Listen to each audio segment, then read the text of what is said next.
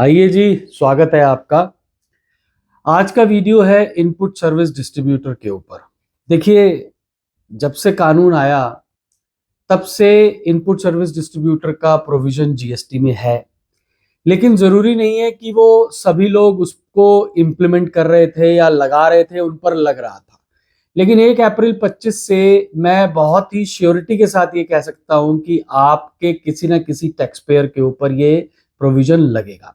पूरी बात जानने के लिए वीडियो को अंत तक जरूर देखिएगा। और अगर आपने अभी तक सब्सक्राइब नहीं किया हमारा चैनल, भाई मैं हर बार बोलता हूं, आपके इंपॉर्टेंट अपडेट्स मिस हो जाएंगे। अभी तो आप देख रहे हैं, लेकिन भविष्य में कोई नया जब आता है, हम अपडेट देते हैं तो आपका वो आपको मिस हो जाएगा, आप देख नहीं पाएंगे। तो सब्सक्राइब जरूर कीजिए, और अगर हाँ वीडियो अच्छा लगे तो जरूर इसे लाइक कीजिएगा और आगे भेजिएगा। मित्रों, आज जो हम बात कर रहे हैं वो है इनपुट सर्विस डिस्ट्रीब्यूटर के ऊपर। देखिए, मैं थोड़ा सा बैकग्राउंड, थोड़ी सी वीडियो हो सकता है लंबी हो जाए ये वाली, क्योंकि मैटर थोड़ा सा ज्यादा है, हालांकि फिर भी मैं कट शॉर्ट करने की कोशिश करूंगा। देखिए, अभी तक दो इंपॉर्टेंट प्रोविजंस हमारे सामने नजर आते रहे हैं, एक है क्रॉस चार्ज और एक है mechanism of input service distributor. अब 1 जुलाई 17 से क्या होता रहा कि भी अगर बेसिक क्या है, बैकग्राउंड क्या है, कि अगर आप एक पैन पर मल्टीपल जीएसटी नंबर रजिस्ट्रेशन लेकर बैठे हैं, और नॉर्मली क्या होता है कि एक एचओ होता है और बाकी सारी ब्रांचेस होती हैं। जो भी कॉमन एक्सपेंसेस फॉर ब्रांचेस होते हैं वो कहीं ना कहीं एचओ से ही, कॉर्पोरेट ऑफिस से ही वो रूट होते हैं, या वहां पर ही वो कंसोलिडेट होते हैं। वहीं से वो डायरेक्शंस दी जाती हैं, एक्शंस लिए जाते हैं, डिसीजंस लिए जाते हैं। तो क्या होता है कि जो भी जैसे अकाउंटिंग का खर्चा है, ऑडिट का खर्चा है, इंश्योरेंस का खर्चा है, लीज लाइन का खर्चा है, सेल्स मार्केटिंग का खर्चा है ना, ये सारे खर्चे जो हैं वो कहीं ना कहीं एचओ के ऊपर एक्यूमुलेट तो होते हैं, लेकिन वो सिर्फ एचओ से बिलोंग नहीं करते, वो पूरी ब्रांचेस से बिलोंग करते हैं। तो यहां पर दो तरीके के इनवर्ड सप्लाईज हो सकती है, गुड्स और सर्विसेज। तो गुड्स और सर्विसेज दोनों अगर आप इनवर्ड सप्लाईज रिसीव करते हैं एचओ पर, तो क्रॉस चार्ज के माध्यम से पीरियोडिक बेसिस पर आप खर्चे को अलोंग विद खर्चा, इनपुट टैक्स क्रेडिट भी जो एक्यूमुलेट हुआ एचओ के पास, लेकिन में दैट बिलोंग करता है सभी ब्रांचेस के, वो आप डिस्ट्रीब्यूट कर सकते हैं ऑन पीरियोडिक बेसिस। दूसरा कंसेप्ट आता है, दूसरा एक फैसिलिटी आती है लॉ में, वो है इनपुट सर्विस डिस्ट्रीब्यूटर की। यहां इनपुट सर्विस डिस्ट्रीब्यूटर में स्पेसिफिकली ये सिर्फ इनवर्ड सप्लाई ऑफ सर्विसेज पर ही लगता है। पहली बात, 1 अप्रैल 25 से लॉ में सेक्शन 20 जो इसका रेलेवेंट प्रोविजन है, रेड विद रूल 38 जो है वो इसका रेलेवेंट प्रोविजन है। 39, आई करेक्ट माई सेल्फ, 39। तो उसमें ये लिखा है कि भाई देखिए, अगर अब लिख दिया गया, नया जो सेक्शन 20 आया उसमें लिख दिया गया कि भाई देखिए, इनपुट सर्विस डिस्ट्रीब्यूटर को सेक्शन 24 सब क्लॉज 8 में कंपलसरी रजिस्ट्रेशन करवाना पड़ेगा। सेक्शन 20 में ही लिख दिया गया।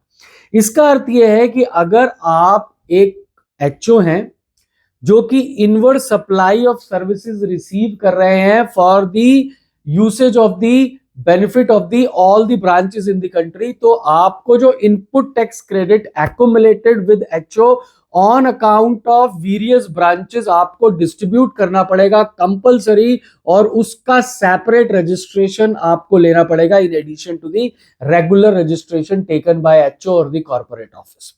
मीनिंग देयर बाय कि आपको एक आईएसडी रजिस्ट्रेशन लेना होगा, और इनपुट क्रेडिट, जो भी इनपुट टैक्स क्रेडिट आप एक्यूमुलेट करेंगे उसको डिस्ट्रीब्यूट करेंगे एक स्पेसिफिक प्रोपोर्शन में।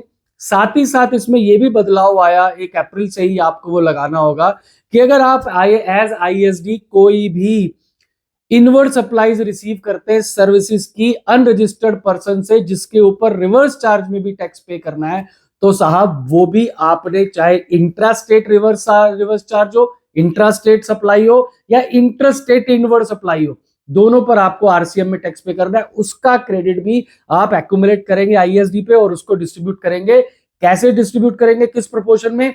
एक प्रोपोर्शन जो है वो टर्नओवर की प्रोपोर्शन में, कि मान लीजिए 100 रुपए का टोटल बिजनेस है पूरी एंटिटी का पैन पे, तो जो ब्रांचेस ने बिजनेसेस किए हैं उन ब्रांचेस के उस प्रोपोर्शन में, मान लीजिए 10/100, 8/100, 6/100, जिससे जिस ब्रांचेस का जो बिजनेस है उस हिसाब से आप इनपुट टैक्स क्रेडिट को डिस्ट्रीब्यूट कर देंगे। तो साहब ये आईएसडी का बेसिक मैकेनिज्म है।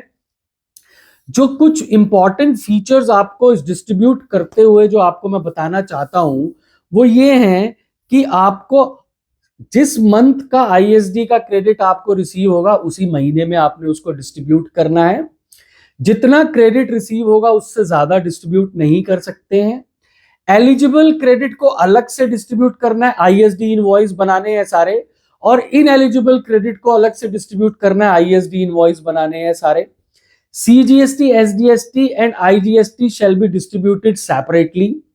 IGST को IGST के रूप में ही डिस्ट्रीब्यूट करेंगे, CGST को CGST और SGST को SGST या UTGST को UTGST के रूप में ही डिस्ट्रीब्यूट करेंगे।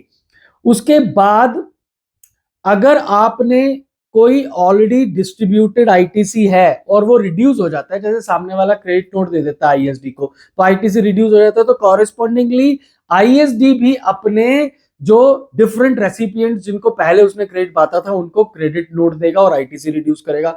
आईएसडी को डेबिट नोट मिलता है, आईटीसी बढ़ जाता है, वो फर्दर डेबिट नोट देके आईएसडी को डिफरेंट रेसिपिएंट्स को अपने क्रेडिट को इंक्रीज करने के लिए कह सकता है।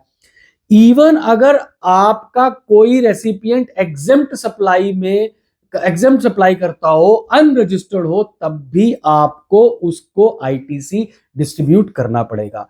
अगर आप ऐसा नहीं करते हैं सर तो पेनल्टी है सेक्शन 122 सबसेक्शन 1 क्लॉज 9 में, और वो है 20,000 रुपए, और आईटीसी रॉन्गली डिस्ट्रीब्यूटेड और not distributed whichever is higher.